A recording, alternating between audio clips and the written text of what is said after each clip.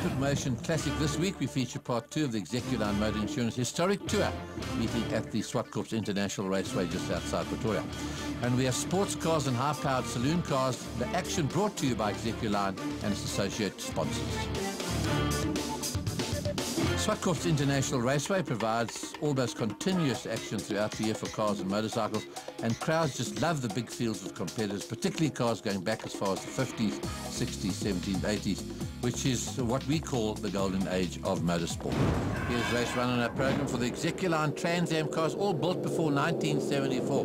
Can you believe it? That years old. It's a 12-lapper. 30 k's of Zwartkops, 14 cars in a lineup, 14 very powerful motor cars, as they're going to get away to a rolling start to save their transmission into the first left-hander. And have a look, there's a little Mini in there, supercharged Mini. Steve Miller has got his supercharger parts back from America, and he's in there with a little V8. Look at that, Greg, a little silver Mini. Awesome to see that, Raj, the Mini going right at it and into the action, into turn number 2. You can see that those V8s are going to be under some pressure. Round the outside, Evert is also going to be in there with a Porsche. Evert Buerter in that Porsche 911 RS, sponsored by Matrix, as they head down towards turn number 3. And he's coming up from Colin Ellison, probably the busiest Alpha driver at the circuit. He seems to be in every single race. It's got a turn of speed, this Porsche. But Ellison will have brakes, and he's got handling. Make note as they pass Steve Miller. Look at that little Mini go there. He stays in with them all. Here's Ulisani coming through.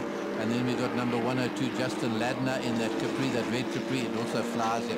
All these cars fly. Renell Gerber's a little bit further back. Check this action, Raj, into the braking markers at Sassel corner. Miller's been outdone, Evert is through, and Ellison is now the meat in the sandwich between the Porsche and the Mini. So this is where the battle is at the front end. The V8s have got away, but continuing to entertain the crowds here. Looks like Willie Hepburn is going to be the man to beat. Then we've got the two Detroit boys behind him.